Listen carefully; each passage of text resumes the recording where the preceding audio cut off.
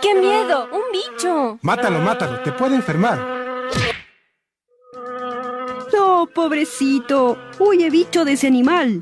¿Cuál animal? ¿Por qué dices eso? Porque aunque no lo creas, todos somos bichos. Ciencia, Divulgación, Naturaleza, Investigación. salud, noticias. zoonosis. De humanos y otros bichos, divulgando el conocimiento sobre el hombre y la naturaleza.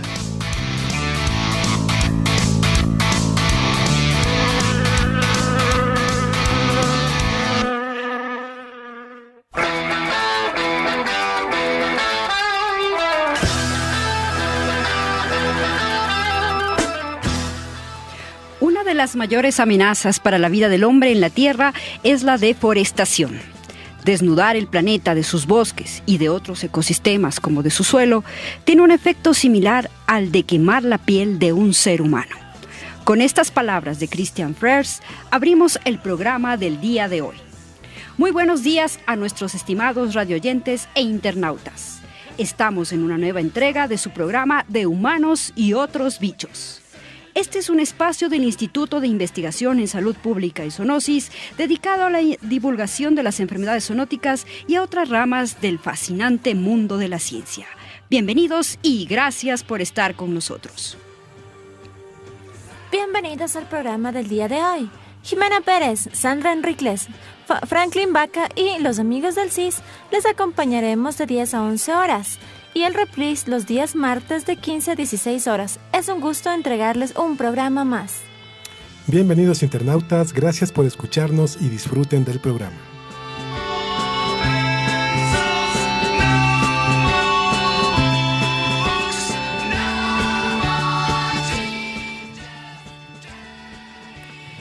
Y empezamos por los titulares. Esta semana discutiremos sobre los impactos climáticos de la deforestación en la Amazonía. En Tertulia y Café conversaremos con la doctora Elizabeth Pérez, docente de la Facultad de Arquitectura y Urbanismo de la Universidad Central del Ecuador. En el segmento Chuta ni sabes, Franklin Baca nos hablará finalmente de las plantas pirófilas. Y en el segmento ¿Sabías qué? Jimena Pérez nos ha preparado interesante información sobre datos curiosos a lo largo de la historia. No se olviden que pueden interactuar con nosotros en las redes sociales Facebook y Twitter con el hashtag BichosCIS y comunicarse a través de mensajes de WhatsApp o mensajes de texto al número 0987 350221. Nuevamente, 0987 350221. Saludos a los oyentes que nos encuentran escuchando. Enviamos un saludo especial a Carolina Torres, que se encuentra en Kansas, Estados Unidos, y a todos los amigos y amigas que nos escuchan desde cualquier rincón del mundo. Mil gracias por sintonizarnos. Un saludo especial para Verónica Espinosa, que nos escucha desde el CIS. Muchos ánimos siempre.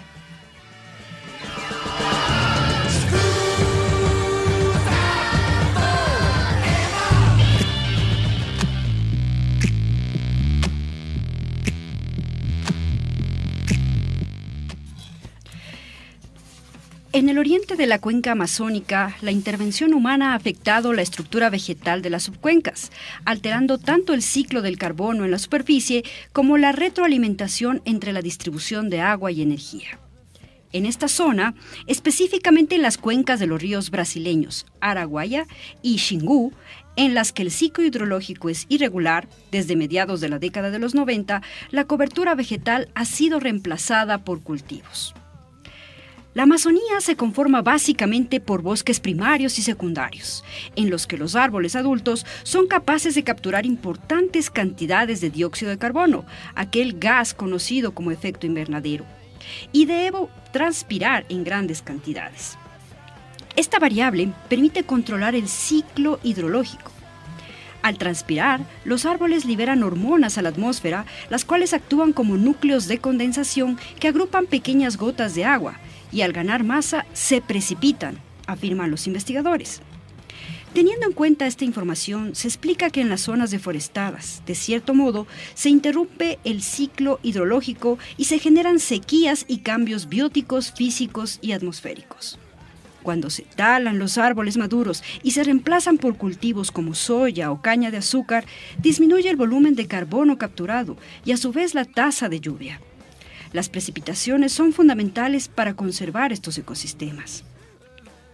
Estos resultados forman parte de un estudio que evaluó la distribución de energía, agua y carbono en cuencas del sistema Andes-Amazonía en la región de Suramérica tropical, que incluye a países como Bolivia, Brasil, Colombia, Ecuador, Perú y Venezuela.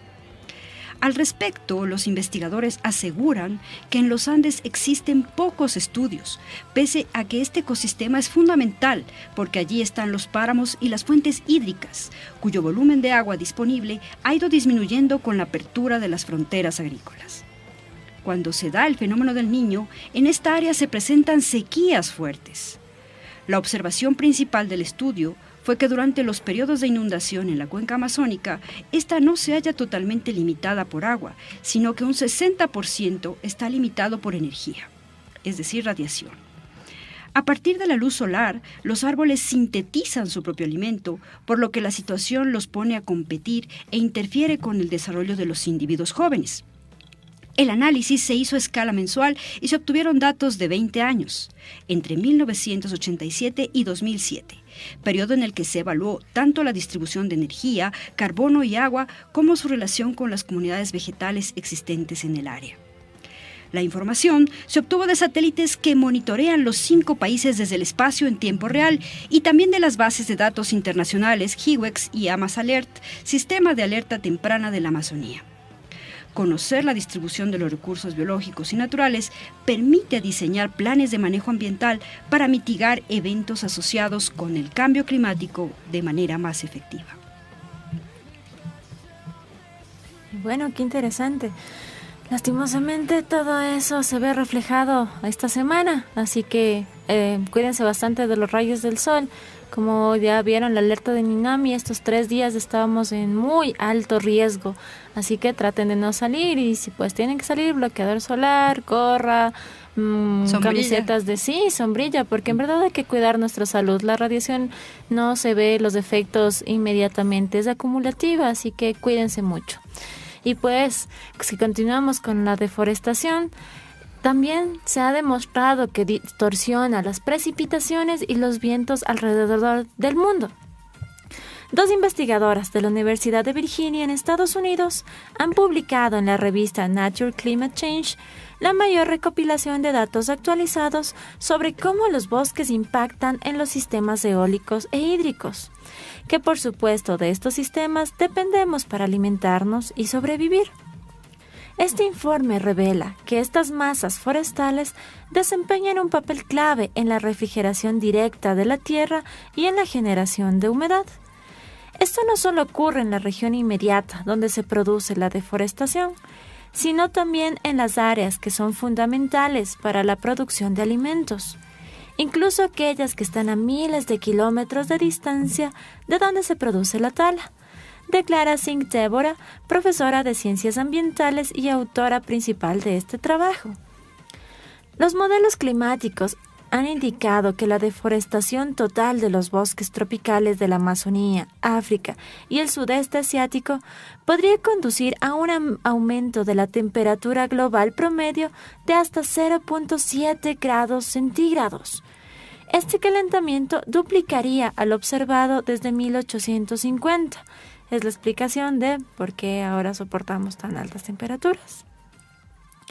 Los efectos climáticos fuera de los trópicos se producen porque la deforestación altera el curso superior de la atmósfera tropical, pero este ambiente está conectado a la atmósfera de las latitudes medias y altas, y una sacudida en estos lugares se hará sentir en otras partes. El planeta es un organismo que si es afectado en un lugar, otro también va a responder, es una unidad en sí, ¿no? Imagina que el fogón en tu cocina son los trópicos. El vapor que se eleva de una olla con agua hirviendo golpea el techo. A continuación, el agua en estado gaseoso comienza a fluir hacia el exterior, a lo largo del techo, por la puerta y en tu cuarto. El pasillo podría ser Europa o América del Norte. De manera similar, el aire caliente se eleva en los trópicos y finalmente se encuentran con algo así como un techo y se desplaza hacia el norte o hacia el sur. Es uno de los mejores ejemplos que da Lorentz para demostrar estos cambios. También estos cambios pueden fluir hacia la atmósfera de Europa, América del Norte, norte de Asia, sur de África y partes de América del Sur, donde nosotros nos encontramos. A medida que estos cambios atmosféricos forman ondas, alteran el clima en otros lugares. Las selvas tropicales son las que regulan el clima. Una de las formas en la que lo hacen es al extraer agua del suelo, a través de las raíces de los árboles y moverla a través de los tallos y en última instancia a través de las hojas. Millones de hojas y millones de árboles tienen un resultado de enfriamiento muy significativo. Al igual que el sudor de nuestra frente nos enfría cuando tenemos calor, el agua que se evapora sobre las hojas provoca el mismo efecto y también en la atmósfera de su alrededor. ¿Has notado el cambio de temperatura al pasar por la sombra de los árboles en día de mucho calor? Es totalmente drástico. Simplemente es porque en parte bloquean al sol, pero algunos de ellos además lo hacen porque circula el agua. Es por eso que guarecernos bajo un árbol es lo mejor que podemos hacer, pero si ya no hay árboles, ¿qué vamos a hacer? El informe alerta sobre las consecuencias de la tala masiva de los bosques tropicales también en los cultivos. Estas plantaciones tienen menos hojas y raíces, más cortas, por lo que no pueden hacer circular tanta agua como una selva tropical. Los agricultores y el suministro de alimentos están expuestos a los riesgos del calentamiento global y una lluvia desigual puede arruinar los cultivos de café, de maíz y de muchos otros productos, por lo que indirectamente deforestar para tener cultivos que alimenten a la gente simplemente va a ser dañino a futuro, porque esos cultivos van a perecer, no van a rendir tanto fruto como se esperan y ya no se va a tener árboles que ayuden con el enfriamiento de todo ese lugar. Lorentz, para terminar, agregó que los negociadores del cambio climático y otros responsables políticos deberían tomarse más en serio los efectos de la deforestación. Deberían pensar más en lo que ocurre en la superficie de la Tierra, en términos de cambios en vegetación, pues es un factor importante en el cambio climático, y si lo ignoramos, será por nuestra propia cuenta y riesgo. Como decíamos, nosotros somos los únicos que nos llevará a nuestra propia extinción algún día. Sin duda, Jimena, los humanos somos los responsables de la preservación del planeta. El mundo actual, o mejor dicho, la sociedad actual, se está desarrollando a un ritmo sin precedentes. Pero la infraestructura asociada a este progreso tiene un alto costo para los ecosistemas y la fauna silvestre. Muchos naturalistas ya desde hace algunas décadas nos han advertido sobre el peligro que representa la destrucción de la naturaleza y además nos han planteado diferentes maneras de frenar este deterioro. Les nombro entonces algunos de los temas que se deben considerar para limitar el impacto ambiental, concretamente el de la destrucción de las carreteras e infraestructuras energéticas como presas y líneas eléctricas en todo el mundo. A mediados de siglo habrá 25 millones de kilómetros de nuevas carreteras, una cifra que permitiría rodear a la Tierra más de 600 veces. El 90% de estos nuevos caminos estará en países en desarrollo, que sostienen muchos de los ecosistemas más ricos e importantes a nivel biológico para el medio ambiente y para el planeta. Aquí, como se podría decir, en el ojo del huracán, se encuentra sin duda nuestro país, el Ecuador, uno de los estados más biodiversos del planeta. Si bien los problemas ambientales actuales ya son graves, para el futuro se advierte un panorama mucho más sombrío, ya que el G20, el grupo formado por los 20 países más ricos de la Tierra, ya anunciaron su intención de invertir entre 60 y 70 millones de dólares en nueva infraestructura a nivel mundial, esto para el año 2030. Wow. Pero si no se maneja con un cuidado extremo, podría producirse un desastre ambiental. En la Amazonía brasileña, por ejemplo, se produce un problema añadido, como es la construcción de caminos ilegales. Se estima que hay hasta 3 veces más carreteras ilegales que carreteras legales en esta zona. Las carreteras que penetran en los espacios naturales a menudo tienen efectos particularmente graves. ya que abren una caja de Pandora de otros problemas medioambientales, como la fragmentación del hábitat, la caza furtiva, la minería ilegal, los incendios forestales o la especulación con la tierra. En relación con la deforestación, se calcula que en la Amazonía el 95% de toda la deforestación se produce en los 5 kilómetros que rodean una carretera. Hay que tomar en cuenta que los caminos pavimentados suponen un acceso más fácil durante todo el año y a mayores velocidades a estos ecosistemas, lo que pone en mayor riesgo la vida silvestre. Además, los efectos secundarios de los efectos de los proyectos de desarrollo son a menudo peores que el proyecto en sí, de forma que las evaluaciones de impacto ambiental deben incluir los efectos directos e indirectos en los análisis de la relación costo-beneficio. Las instituciones financieras y otras entidades implicadas en estos proyectos deberían contar con herramientas para evaluar con mayor eficacia las consecuencias ambientales y sociales de los proyectos en desarrollo, así como una mayor participación de los representantes de organizaciones no gubernamentales y de la sociedad en particular, de los que puedan estar más directamente afectados con los proyectos. En nuestro país, sin duda, es urgente aplicar estas recomendaciones para conseguir una adecuada conservación de la naturaleza. Es vital la concientización de los ciudadanos que habitan las ciudades y el campo para conseguir el éxito en la dura labor de la conservación ambiental. Si bien es cierto, el desarrollo es muy importante, pero también cuidar nuestro planeta. Las carreteras y todo se ven muy bonito, facilitan, pero el problema es que destruyen hábitats, como lo que pasa muchas veces un ejemplo claro es la vía Papayacta, que muchos osos o sesnos también mueren en esas vías porque cortaron su paso. Ellos no entienden que ya no es su casa y ahora los humanos se apropiaron. Todo eso espero que con el tiempo haya un poco de concientización y aprendan a vivir en armonía con ellos también. Al fin y al cabo es tu casa también. Sí, yo pienso que los seres humanos ya deberíamos propender al reciclaje, ¿no?, de los recursos para evitar seguir talando bosques, o el hecho de abrir minería a suelo abierto en lugares de alta diversidad, como por ejemplo el Chocó, ¿no?, o la misma Amazonía de la que hemos estado hablando.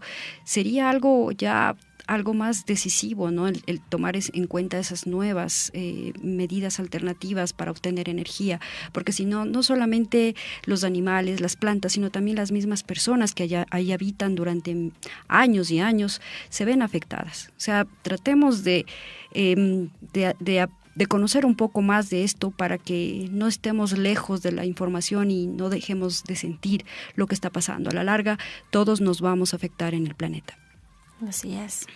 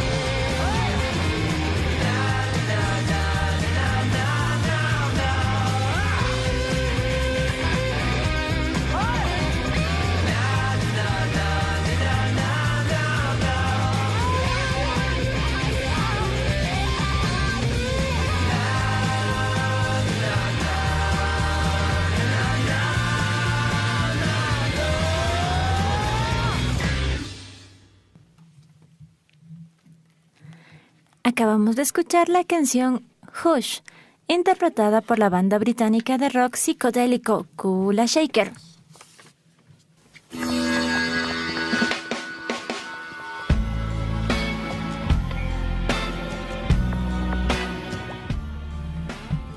Bueno, y continuando con el programa, en el segmento Café y Tertulia tenemos como invitada a la doctora Elizabeth Pérez.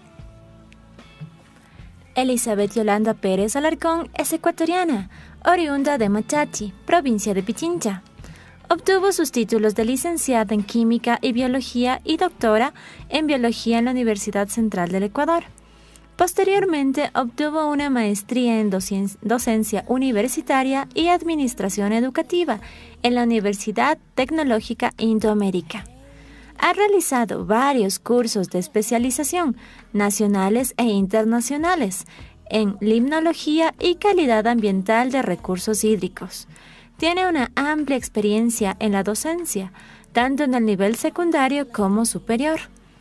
También ha trabajado en consultorías ambientales, sobre todo determinando la calidad del agua de los recursos hídricos, usando a los organismos planctónicos como bioindicadores.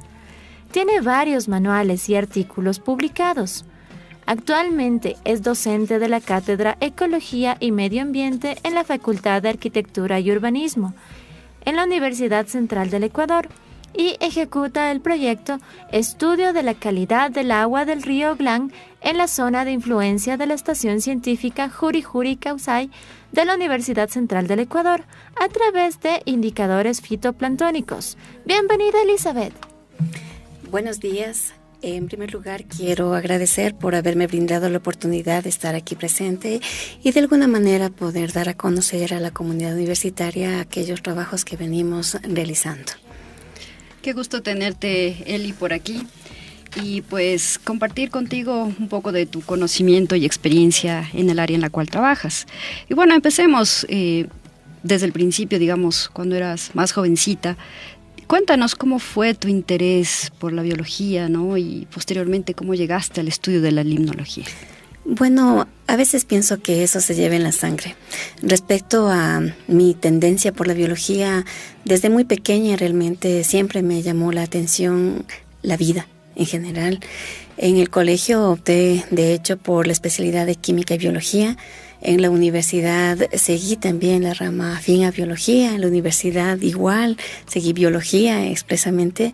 Y finalmente, pues ya acercándonos un poquito más a la especialidad de limnología, es a partir del año 2007 con la intervención del doctor Nelson Gallo, que fue uno de los pilares fundamentales realmente dentro de mi formación.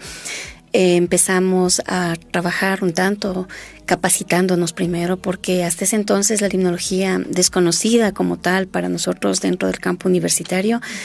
Tuve el impulso de parte de él para viajar a nuestra hermana República de Colombia, en donde en la ciudad de Tunja tuvimos la oportunidad de ponernos en contacto con los primeros investigadores a nivel de Latinoamérica, quienes supieron orientarnos de muy buena manera. Pero a la vez en este tipo de eventos nos dimos cuenta la diferencia abismal que había entre nosotros como entes universitarios y ellos como entes universitarios e investigadores ya dentro del área. Vaya, muy interesante la historia, pero por mi parte aún es un poco desconocida. ¿Nos puede explicar en qué consiste el estudio de la limnología? Bueno, me complace realmente hablar de la limnología y quitar muchas veces del primer término, la primera sesión que las personas escuchan. Cuando escuchan limnología piensan que es el estudio de los limones. No tenemos ese punto.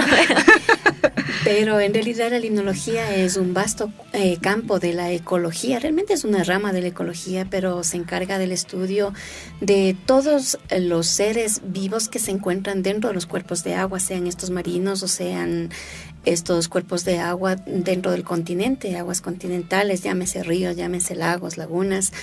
Y no solamente de la parte biótica, sino también de la parte físico-química, incluyendo los lechos en los que están reposando los cuerpos de agua.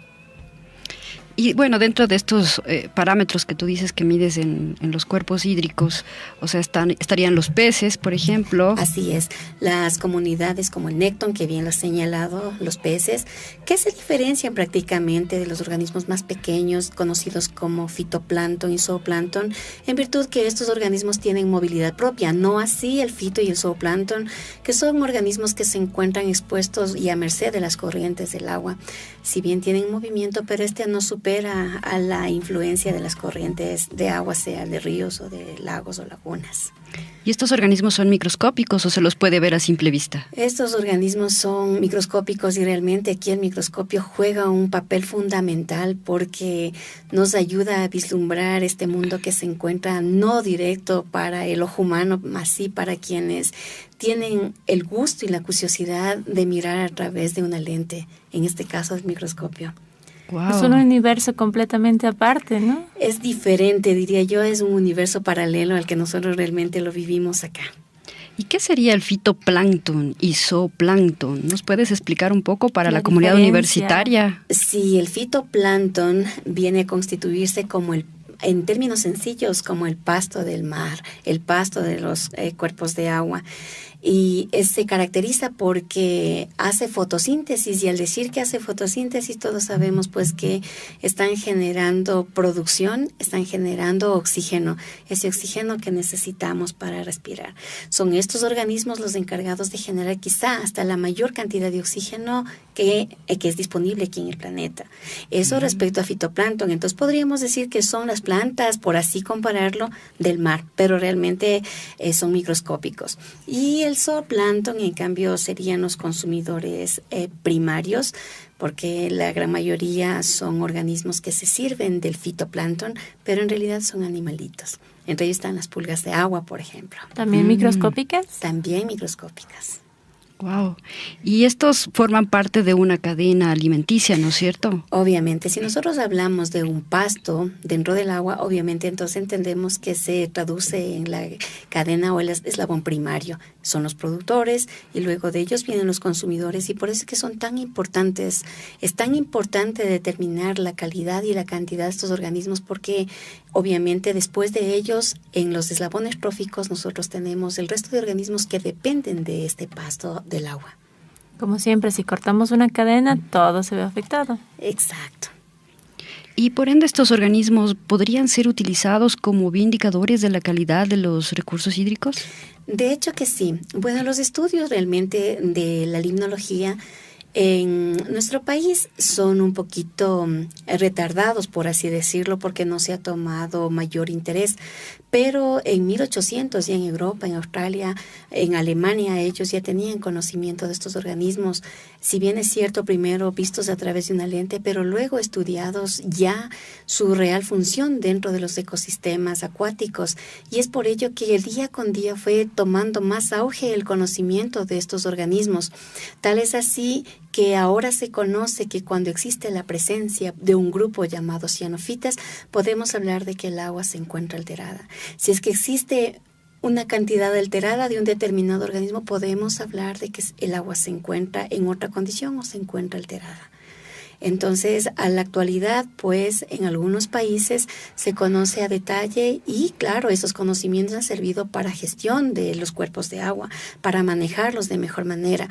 No así, en tanto en el país todavía estamos en esas vías y más bien aprovechando este espacio que han tenido la gentileza de brindarme, pues quiero comunicarles que en el país los estudios serán esporádicos en diferentes universidades y también de manera particular a través de las empresas ambientales, pero de las consultoras, pero a la fecha, a partir de una reunión que se suscitó el año anterior, se ha formado la REDFI para conocimiento de la comunidad universitaria. La REDFI es la red de ficología. Esta red de ficología estaba buscando todavía un espacio dentro de la REDU, cosa que me complace comunicarles que la semana anterior, ya en asamblea de los rectores, pues se ha dado paso a que forme parte de la REDU. Entonces, ahora obviamente integradas varias universidades se encuentran bajo un mismo objetivo, que es estandarizar metodologías de estudio a fin de establecer comparación con el resto de países y además tener un documental propio de nuestro país y que nos permita conocer nuestros cuerpos de agua para posteriores gestiones. Qué chévere, como mencionábamos, unidos es la manera de lograr grandes cosas. Pero hablando de eso, ¿qué nos puede comentar de estudios que se han realizado ya en el país? ¿Qué resultados han obtenido? Bueno, cuando nosotros iniciamos, que fue en el 2007, realmente los estudios que habían básicamente eran a nivel de costa. A nivel de costa, las universidades se habrían procurado, si bien no por formación de la gente de acá, sino más bien porque habían enviado a sus colaboradores a capacitarse en España, por ejemplo, en Alemania, por ejemplo.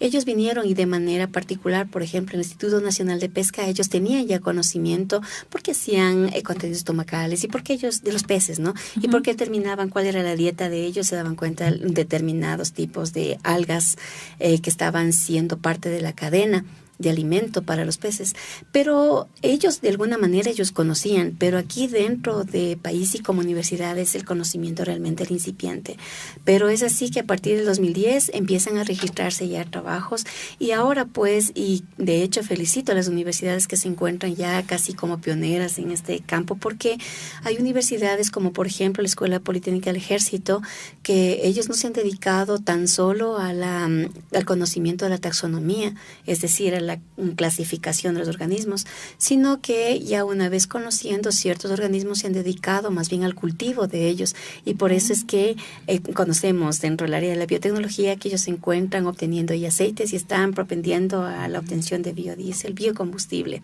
Oh, vaya. Sí, entonces obviamente digo, estamos en el país en ese camino, y tal es así que en la REDVI se encuentran poniendo hombro el PhD Juan Ortiz, que se encuentra liderando junto con la doctora Janet Galarza, que es de la Universidad particular de Santa Elena.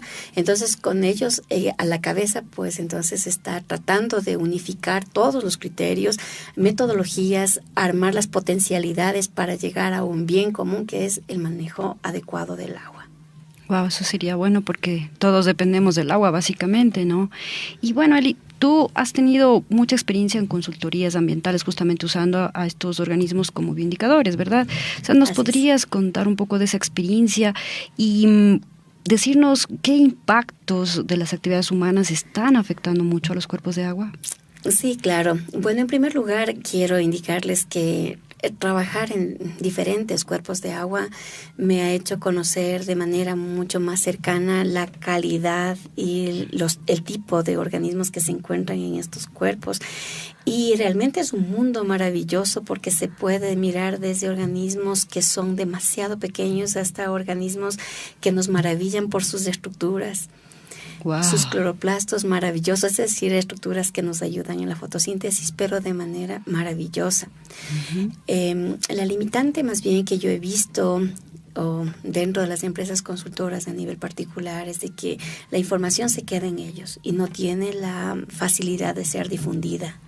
Y nosotros necesitamos, obviamente, a nivel de universidad, trabajar en este tipo de proyectos que tengan que ver con fito y zooplancton, de tal suerte que seamos nosotros quienes estemos generando el conocimiento y esté, pues, de esta manera disponible para todo el público que se encamine. Y se ha dicho de paso, uno tiene que amar lo que hace. Y cuando ama lo que hace, consigue los objetivos que se ha propuesto. Sí, no, eso es fundamental. Yo creo que el trabajo en algo que te gusta es una bendición, ¿no? Realmente. Así es. Bueno, y también sabemos que estás ejecutando un estudio justamente con estos organismos fitoplanctónicos en el río Glán, justamente al nivel de la estación Juri-Juri-Causa y de la Universidad Central. ¿Nos podrías contar esta experiencia y si tienen ya algún resultado de este estudio? Sí, lo que nos había motivado a nosotros ir a hacer el estudio, digo nosotros porque somos un grupo de 4 personas, está pues la doctora María Verónica Mayla, la matemática Yanni Morillo, el biólogo es doctor Ricardo Romero de la Escuela Politécnica del Ejército.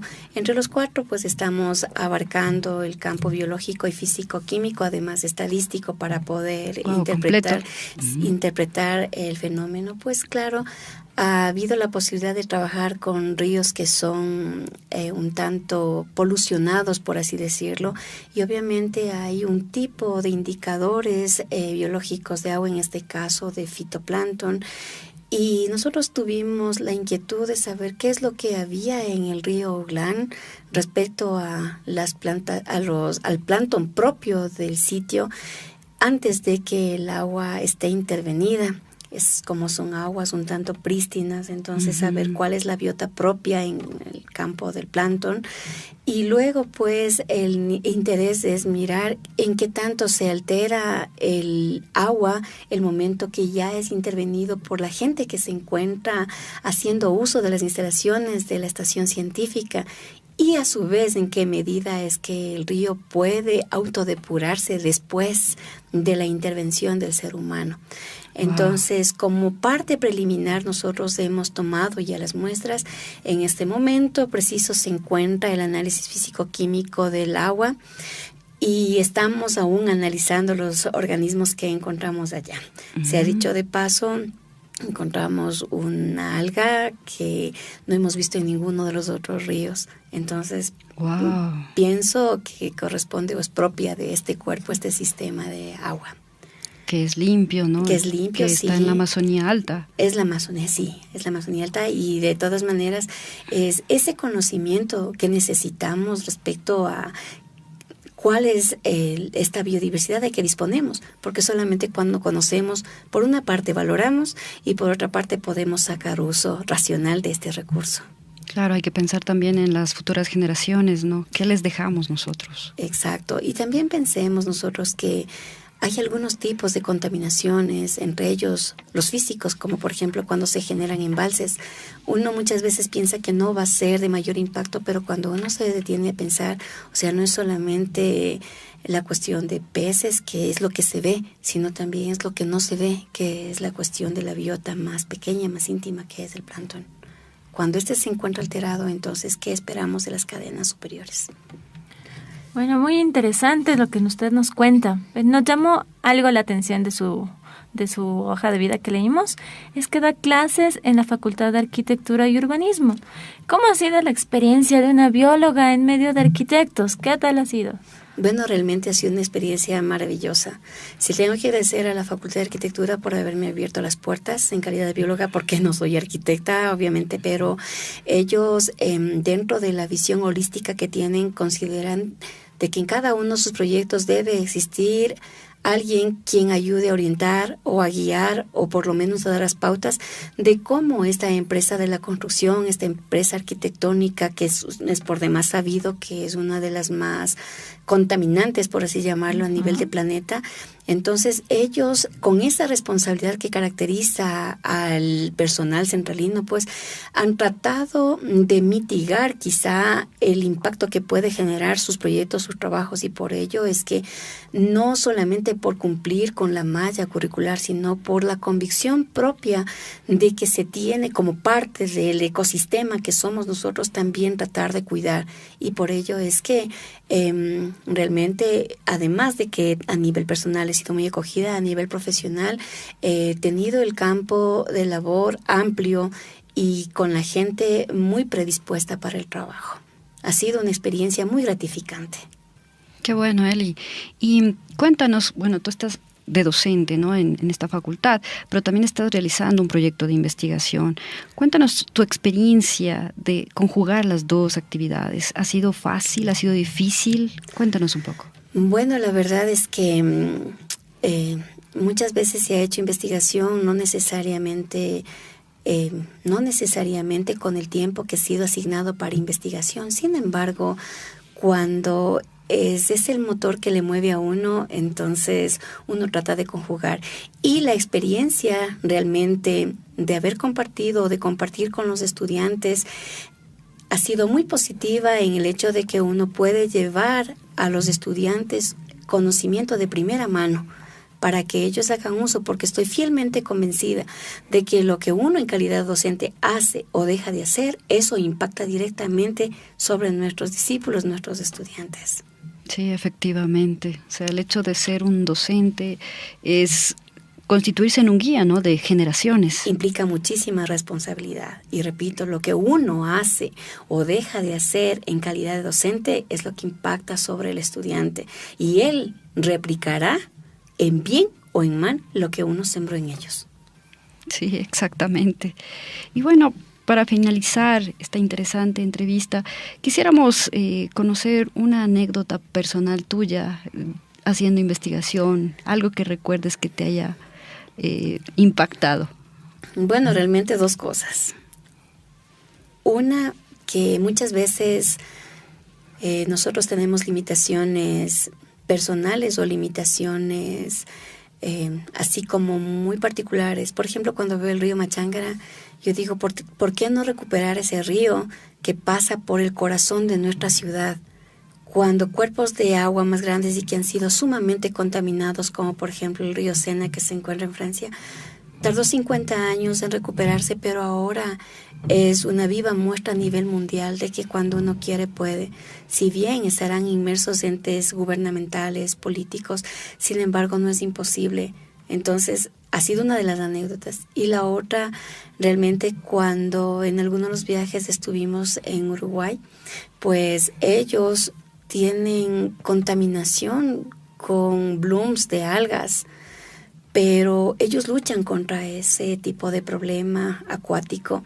Nosotros vivimos en un país bendecido en el que no hemos tenido esos problemas aún. No es que estemos exentos, es solo que la calidad de nuestras aguas es muy buena todavía y vale todavía como recurso para ser bebido. No así en otros países. Han sido experiencias que me han llevado a pensar en que debemos cuidar nuestro recurso, más sabiendo que de él depende nuestra vida.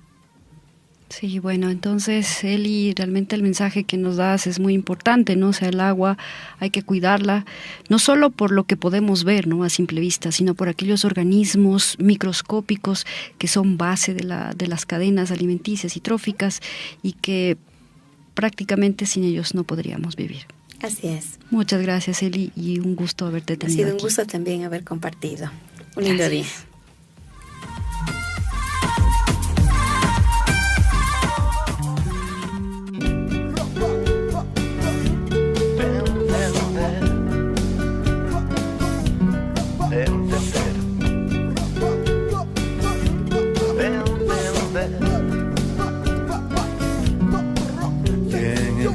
Que yo tengo y me detengo para ver con miedo que me falta madurez, de entender que nunca fui tu dueño, más sí del sentimiento que te pude tener.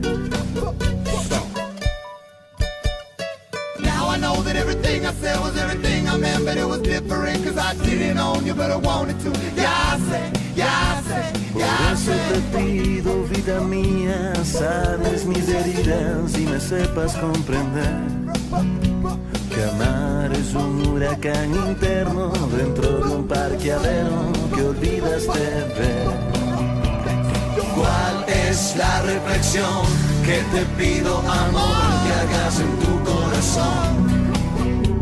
Si algún día me quisiste, piensa cómo sentiste y vuelve por favor.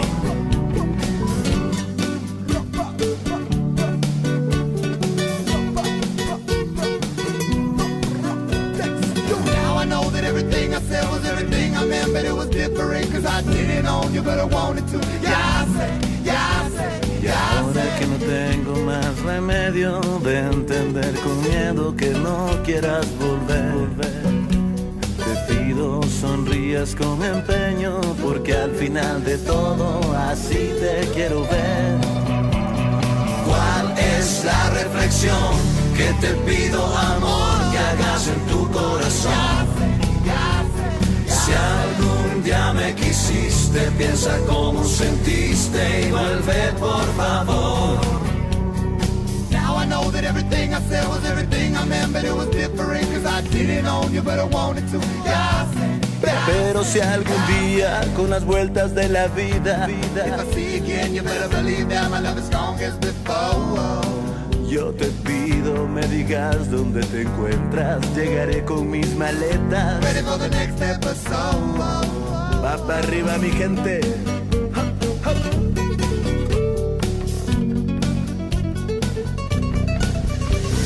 ¿Cuál es la reflexión que te pido, amor, que hagas en tu corazón?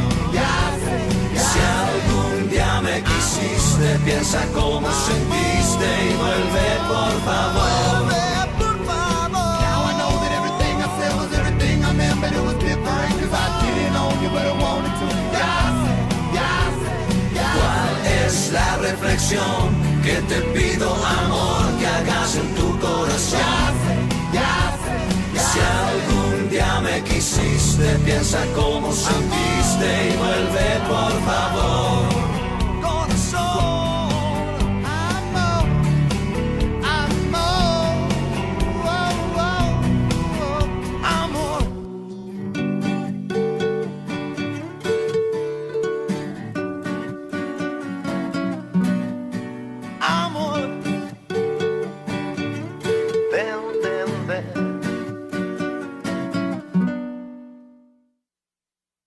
La canción Reflexiones, del grupo ecuatoriano Esto es Eso. Se la dedicamos a Elizabeth.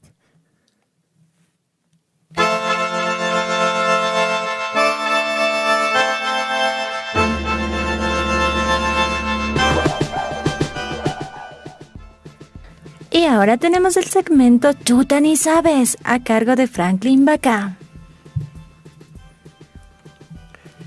Bienvenidos Radio Escuchas, hoy con una nueva entrega de su segmento Chuta ni sabes, notas y consejos sobre salud y el ambiente. ¿Sabían que existen plantas con la capacidad de resistir el fuego? Bueno, así es, y a continuación les voy a contar algo de esto. Las plantas deben adaptarse a todo tipo de condiciones ambientales para poder colonizar el mundo.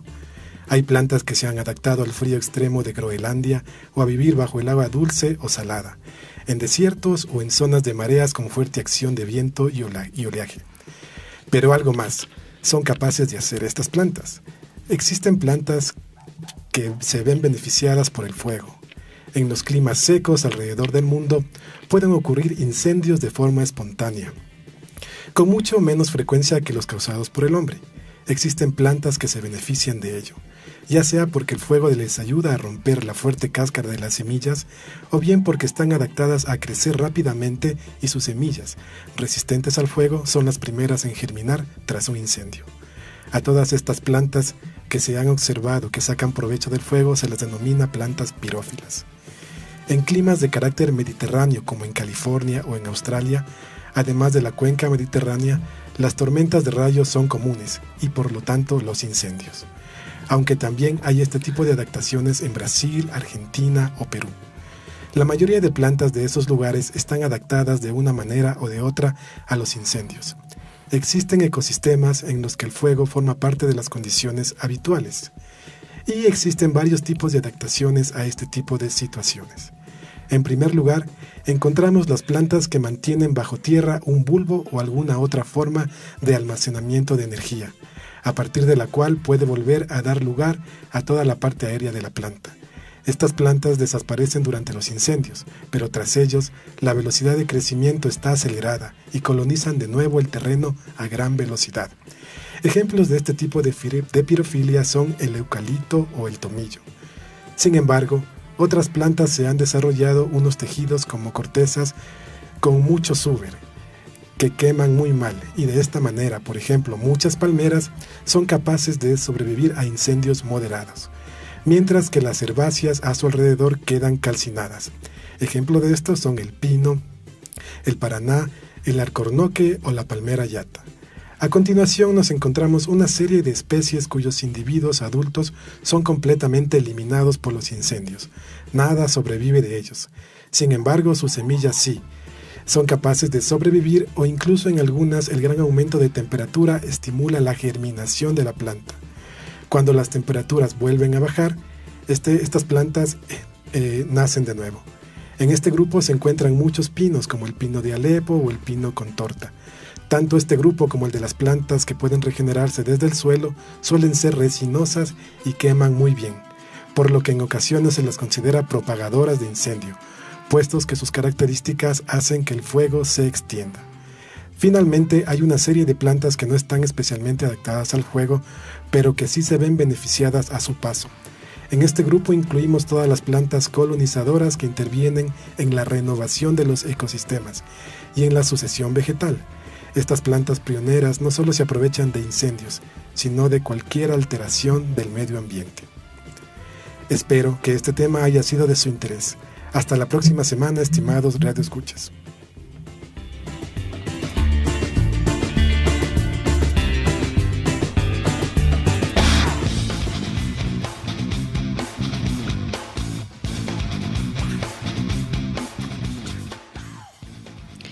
Bienvenidos a una nueva entrega del segmento ¿Sabías qué?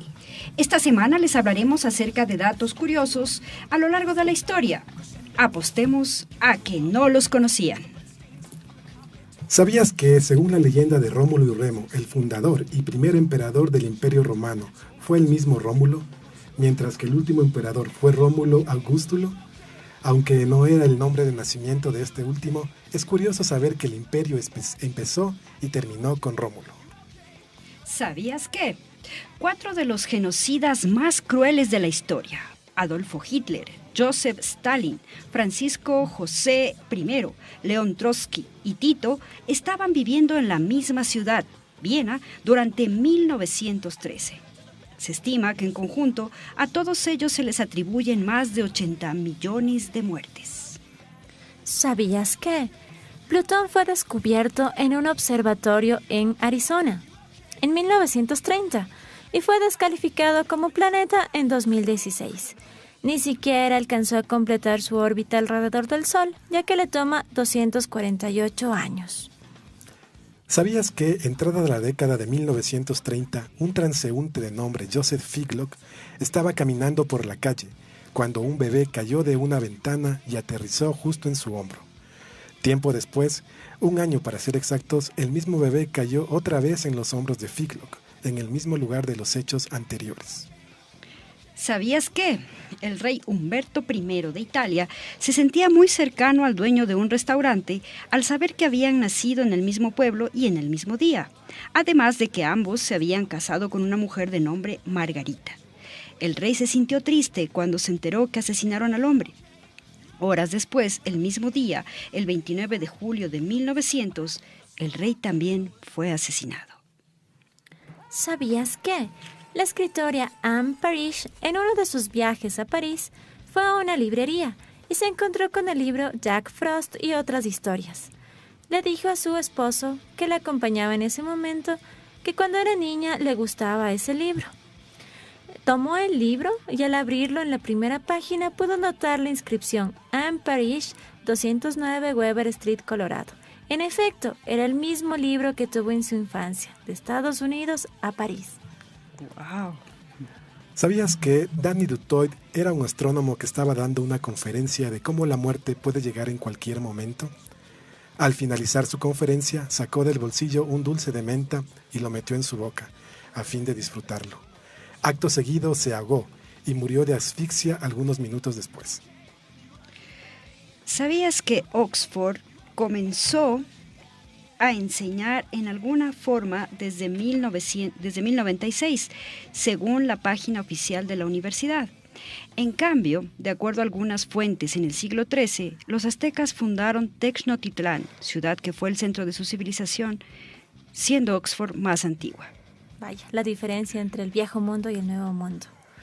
¿Sabías que en la actualidad, hoy, 20 de octubre, es el Día Mundial de la Estadística? Y sin la estadística, la ciencia perdería sentido. Aunque a muchos de los que escuchan tal vez no les guste, cójanle cariño. La estadística es hermosa una vez que se la entiende, se la comprende. Y pues ayer, también el 19 de octubre, se celebró el Día del Cáncer de Mama. Esperamos que les hayan agradado y les hayan parecido interesantes estos datos curiosos. Hasta una nueva entrega de ¿Sabías qué?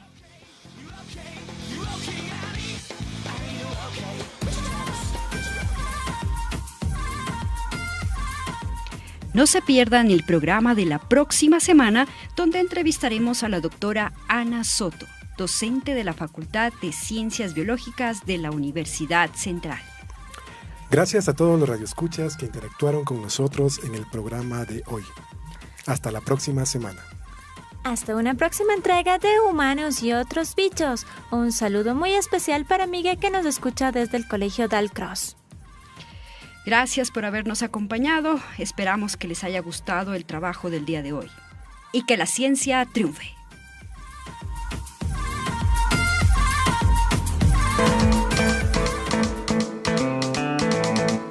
Esto fue De Humanos y otros bichos. Si te gusta la ciencia divertida, no te olvides de escucharnos. Todos los viernes de 10 a 11. Una producción de Radio Universitaria Online de la Universidad Central del Ecuador.